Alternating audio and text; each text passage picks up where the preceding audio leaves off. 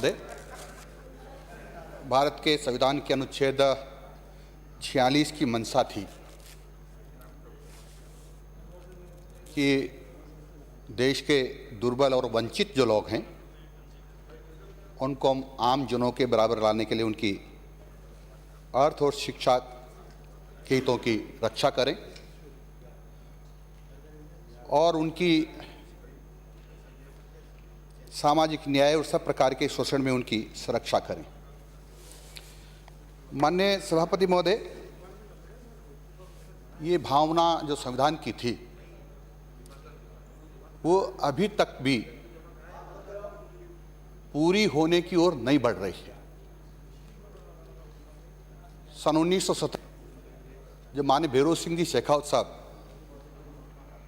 हमारे बीच में नहीं है, अभी जो मुख्यमंत्री बने थे, कृपया ध्यान दीजिए, माननीय सदस्य बोल रहे हैं, सुनिए। अब उन्होंने इस पर बात नहीं, प्लीज ध्यान दिया था। प्लीज आपस में बात नहीं। स्वतंत्र भारत के राजस्थान प्रदेश के एक मुख्यमंत्री ने ध्यान दिया कि अनुसूचित जाति और जनजाति काफ़ी पिछड़ी हुई है, ये वंचित लोग हैं सामाजिक दृष्टि से और आर्थिक दृष्टि से। इनको आर्थिक दृष्टि से और सामाजिक दृष्टि से उन्नयन करने की आवश्यकता है और इसीलिए उन्होंने स्पेशल कंपोनेंट प्लान और टीएडी योजना लाए और उसके माध्यम से उन्होंने सैद्धांतिक रूप से ये कहा कि जितना इनकी जातियों का प्रतिशत प्रदेश में है उतना बजट इनके उत्थान के लिए, इनके सर्वांगीण विकास के लिए खर्च होना चाहिए। माननीय सभापति महोदय, उन्होंने राज्य स्तर पर कमेटी बनाई, जिला स्तर पर कमेटी बनाई। माननीय भैरों सिंह जी शेखावत साहब जब तक मुख्यमंत्री रहे तब तक उनकी मीटिंग्स होती रही, उसके बाद ये बंद हो गई। मैं जब 93 में मैं समाज कल्याण मंत्री बना तो मैंने उसको देखा उठाकर, तो भारतीय जनता पार्टी के शासनकाल को छोड़ दें तो उसके अतिरिक्त किसी ने भी कांग्रेस राज के मंत्रियों ने या मुख्यमंत्री ने उसकी मीटिंग नहीं ली, यानी उसकी चिंता ही नहीं की। जबकि उसकी मंशा ये थी संविधान की कि अनुसूचित जाति और जनजाति, यानी दूसरे शब्दों में कहूँ तो वंचित जो लोग हैं, जो दुर्बल लोग हैं, उनका सर्वांगीण विकास किया जाए सामाजिक और आर्थिक दृष्टि से। आपको जानकर खुशी होगी कि माननीय भैरों सिंह जी शेखावत साहब थे जिन्होंने सोचा कि सत्ता में इनकी भागीदारी होनी चाहिए। सत्ता में भागीदारी नहीं थी तो पंचायत राज में उन्होंने अनुसूचित जाति और जनजाति के लोगों का आरक्षण किया और उसका प्रतिफल हम देख रहे हैं। आज जिला प्रमुख एससी के हैं, एसटी के हैं, प्रधान हैं, सरपंच हैं, पंचायत समिति सदस्य हैं, जिला परिषद सदस्य हैं। लेकिन कांग्रेस के इतने शासन करने के बावजूद भी इनके ध्यान में नहीं आया था कि कोई इस देश के में रहने वाले कुछ लोग ऐसे हैं जो वंचित हैं, दुर्बल हैं, उनको भी सहभागिता इस शासन में चाहिए। चिंता नहीं की और बड़ी बड़ी बातें करते रहे कि वे दुर्बल और वंचित लोगों के पक्षधर हैं, उनका विकास चाहते हैं, उनके भले की बात करना चाहते हैं। ऐसा करते रहे लेकिन उनको बेवकूफ़ बना करके एक तरह से वोट लेते रहे, लेकिन उनके उत्थान की बात नहीं सोची। माननीय सभापति महोदय,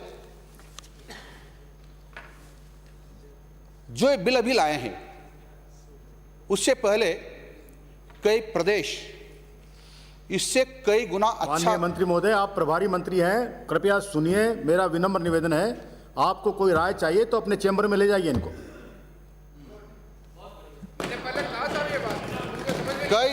कई अच्छे बिल कई प्रदेश ला चुके हैं जिनका उल्लेख मेरे पहले वक्ताओं ने कर दिया है, उसमें मैं जाना नहीं चाहता हूं, और प्रभावी बिल लाए हैं।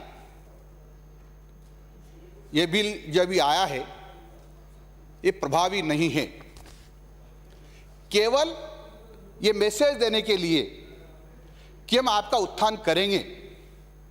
यदि आपको उत्थान करना था तो बजट में प्रावधान क्यों नहीं किया? बजट में आपने प्रावधान किया धन का, राशि का 0.9%, हिस्सा कितना बनता है? 32%। और 32% की जगह आप 0.9% ला करके कहना चाहते हैं क्या आपका उत्थान करेंगे, हम आपका विकास करेंगे, आप जो वंचित रह गए उनको आगे बढ़ाएंगे? इससे साफ झलकता है कि आप अनुसूचित जाति और जनजाति के लोग को बेवकूफ समझते हो।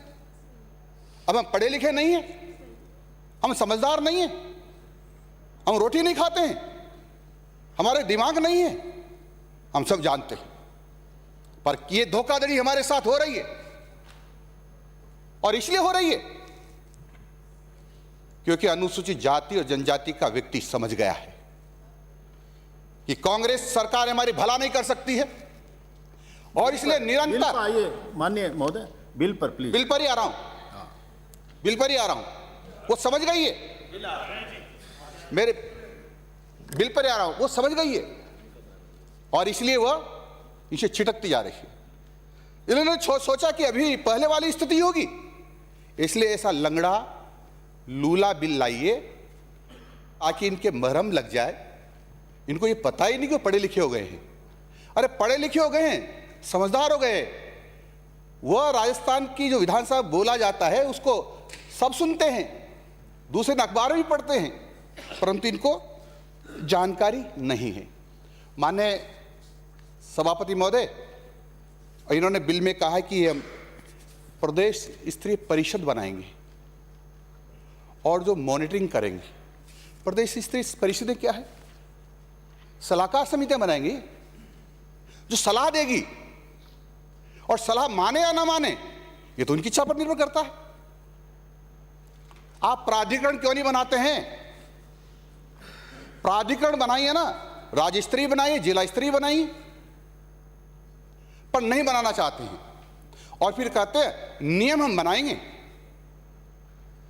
नियम कानून में नहीं डालेंगे, हम इस एक्ट में नहीं डालेंगे, हम बनाएंगे। क्यों? क्या डर लग रहा है आपको? क्यों नहीं डाल रहे इसमें?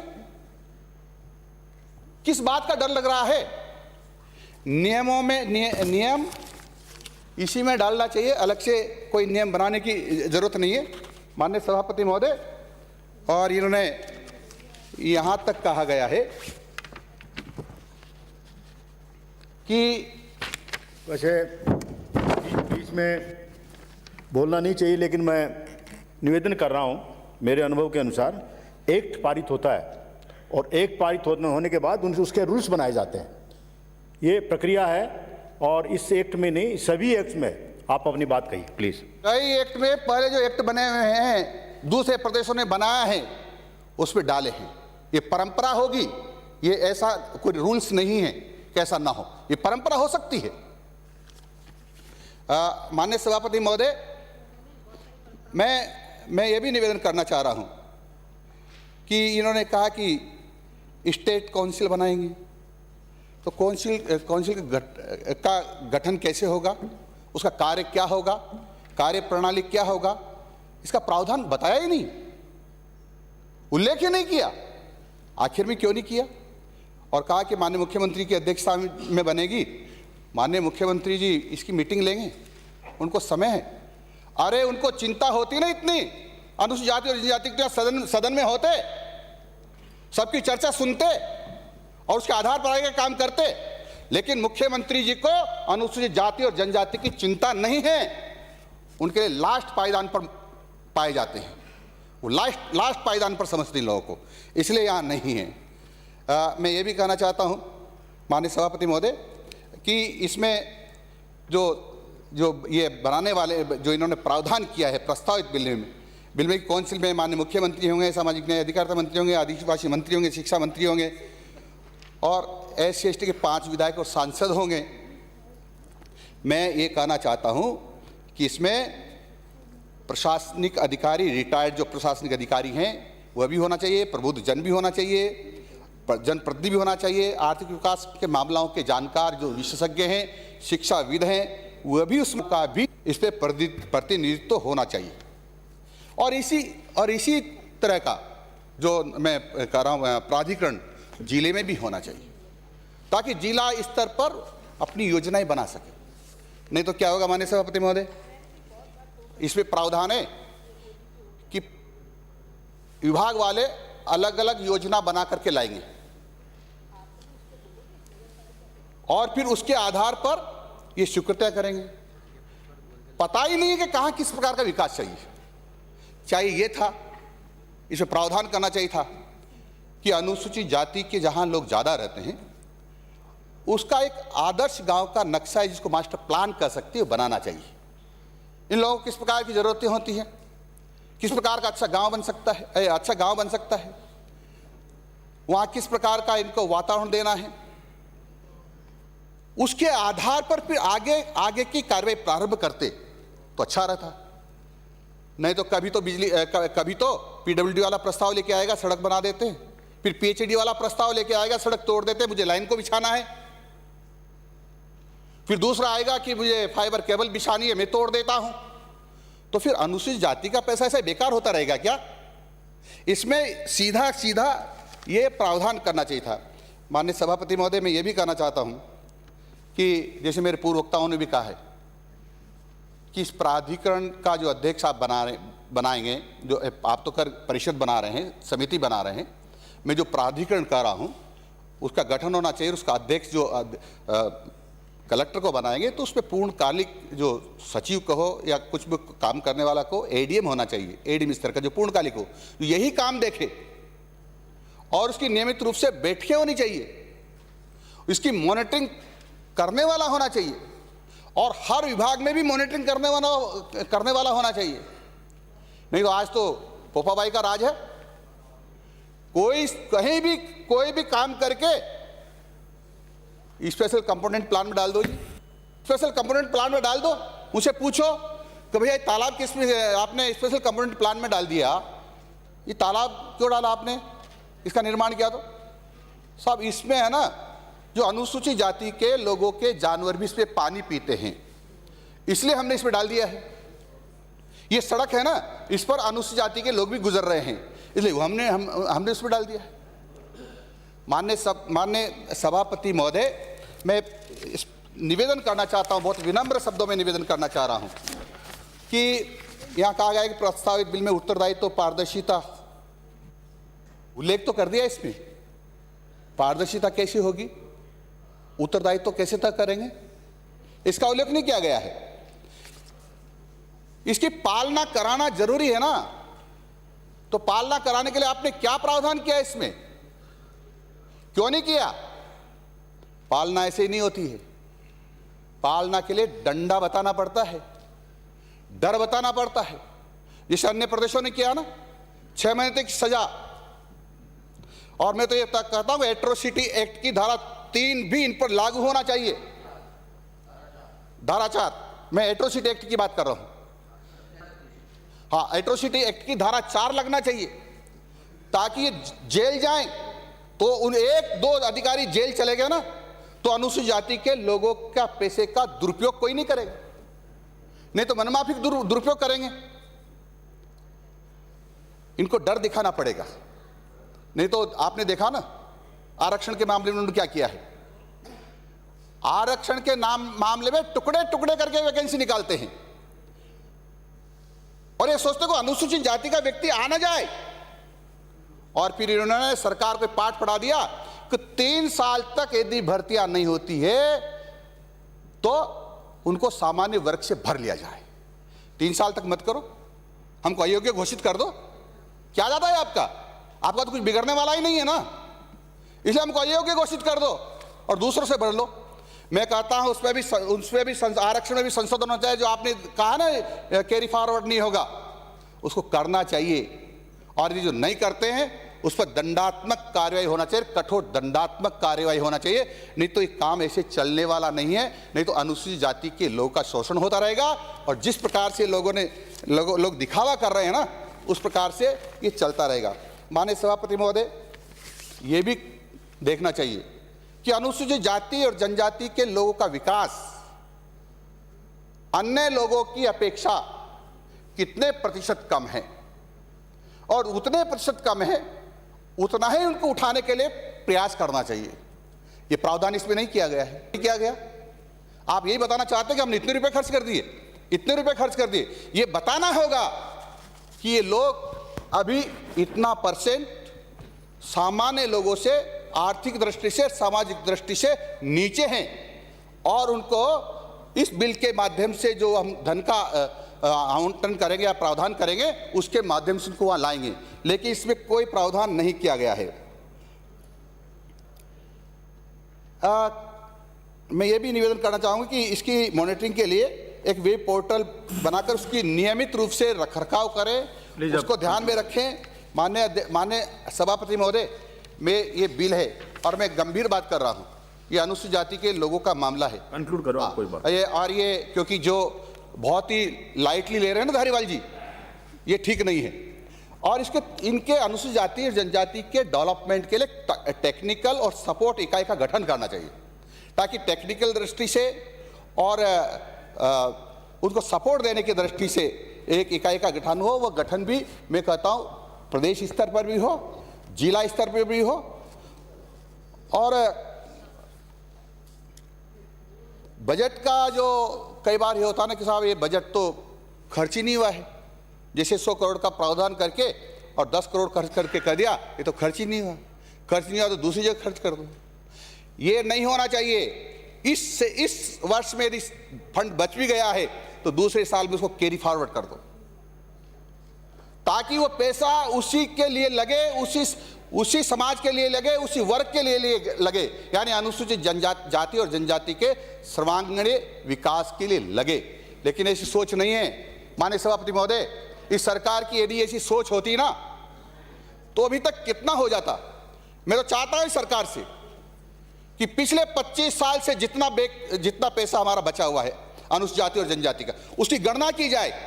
कितना नहीं लगाया, जनसंख्या के प्रतिशत के आधार पर लगाना था, उसका सबको आकलन करके और फिर टोटल अनुसूचित जाति के लोगों का विकास किया जाए, तो मैं गारंटी देता हूं अनुसूचित जाति के लोग आपसे ज्यादा सब तरह से प्रोग्रेस करेंगे। उनके रहने की व्यवस्था ठीक होगी, उनका गांव ठीक होगा, उनका मकान ठीक होगा, शिक्षा में आगे बढ़ेंगे। लेकिन इस कांग्रेस ने हम लोगों को पीछे रखने के लिए बजट में प्रावधान किया, नाटक किया, लेकिन हमारा शोषण करते रहे, उस पैसे को दूसरी जगह लगाते रहे। एक उदाहरण देकर मेरी बात समाप्त करना चाहता हूं। मैं कोटा की बात कर रहा हूं। ये अनुसूचित जाति के लोगों का मामला है। ये धारीवाल जी बैठे हैं ना, अनुसूचित जाति के जनजाति के 5 वार्ड आते हैं राजमंड्री विधानसभा क्षेत्र में। बिल पे बोलिए कहा, हाँ बिल पे ही है। बिल पे अनुसूचित जाति के लोगों के साथ क्या करते हैं बिल पे। तो अनुसूचित जाति के लोगों के क्षेत्र में जो विकास का काम हो रहा था, जो स्वीकृति दी थी इन लोगों ने, उनको भी और रोक दिया मौखिक रूप से। कहा कि अनुसूचित जाति के लोगों का विकास नहीं होना चाहिए, ये हमसे आगे बढ़ जाएंगे तो कल हमसे कंपटीशन करेंगे, और ये कह करके अधिकारी ने काम रोक दिया। ये अनुसूचित जाति के उद्धार करेंगे, ये अनुसूचित जाति के लोगों का उद्धार नहीं कर सकते, ये शोषण करेंगे। शोषण करना इन्होंने सीखा है। इसलिए माननीय सभापति महोदय, ये बहुत ही गंभीर मामला है। और मैं आपसे कहना चाहता हूं, देखो कांग्रेस के लोगों की इस बिल पर जब चर्चा हो रही है, कितने लोग यहां बैठे हैं, कितने लोग हैं, कितने मंत्री हैं, मुख्यमंत्री गायब है। मैं घोर निंदा करता हूं। जब अनुसूचित जाति और जनजाति के बिल पर चर्चा हो रही है, तब यहाँ के मुख्यमंत्री यहाँ नहीं है। इससे बड़ा विरोधी अनुसूचित जाति जनजाति का मुख्यमंत्री से विरोधी और इस कांग्रेस से विरोधी कोई हो नहीं सकता। इस बात में घोर निंदा करता हूं, घोर निंदा करता हूं, घोर निंदा करता हूं। श्री छगन सिंह। सभापति महोदय, आज राजस्थान राज्य अनुसूचित जाति और अनुसूचित जनजाति विकास निधि विधेयक 2022 के लिए चर्चा हो रही है। मैं पुनः निवेदन कर रहा हूं कि रिपीटेशन को कृपया अवॉइड करें। रिपीटेशन को अवॉइड करें। बिल्कुल।